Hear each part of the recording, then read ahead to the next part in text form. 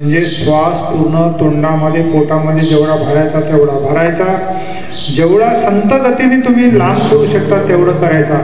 ओम हा एक ध्वनी आहे मित्रांनो, हा ध्वनी तुमचा सरळ सरळ ब्रह्मांडामध्ये सर्व ग्रहांना शांत करतो।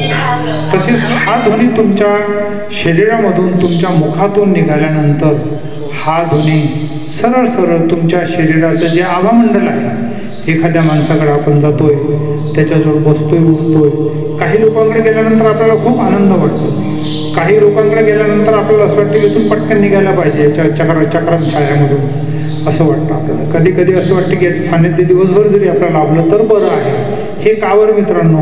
तर हे तुमचं जे काही आभामंडल आहे, ज्याला सायन्समध्ये आपण मॅग्नेटिक फील्ड म्हणतो, आपण त्याला चुंबकीय क्षेत्र म्हणतो, तर तुमच्या शरीराची एवढी, जसं इंजन चालतंय, गाडी सुरू केली आपण समजा 4 व्हीलर किंवा 2 व्हीलर चालू केली, इंजन तापतं ना, तशा पद्धतीचे ते तापतं, तसं तुमचं शरीर पण 24 तास जे काही चालत राहतं ह्या नैसर्गिक आभामंडलामध्ये।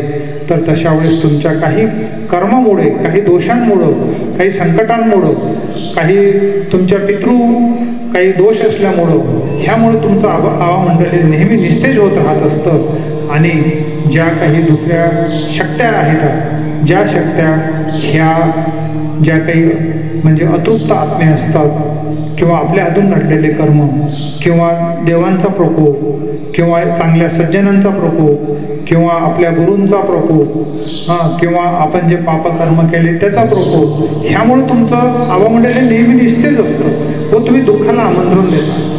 तर ह्या जे की आता ओमचा ध्वनी आपण म्हणणार, ह्या ध्वनीमुळं ह्या सर्व ग्रहांचे जे काही तुमच्यावर जे काही बाधा आहे, त्यांच्या चुंबकीय क्षेत्रामधला जो बाधा आहे तो पण नष्ट होणार, आणि तुमचं स्वतःचं आभामंडल तुमचं हे तेजवान होणार।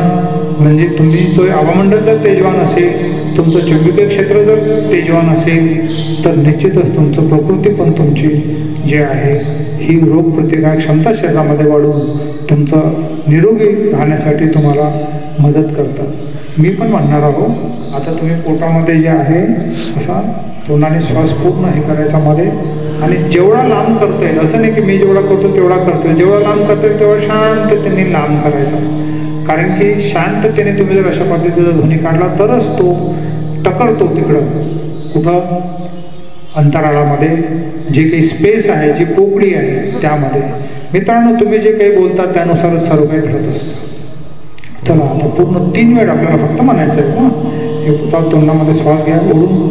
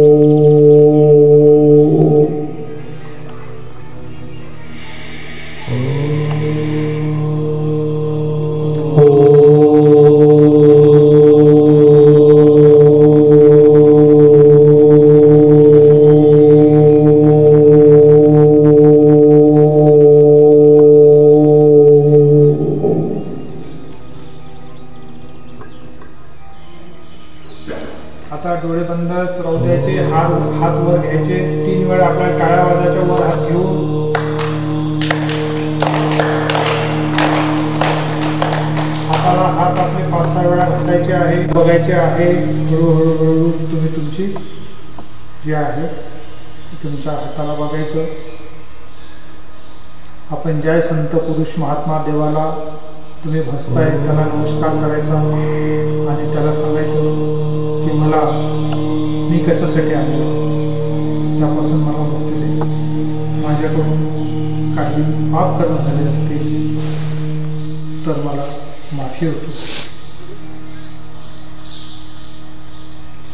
तुमचं शरीर, तुम्हाला फक्त एवढं माहिती आहे की आपण आपल्या आईवडिलाच्या पोटी जन्म घेतला,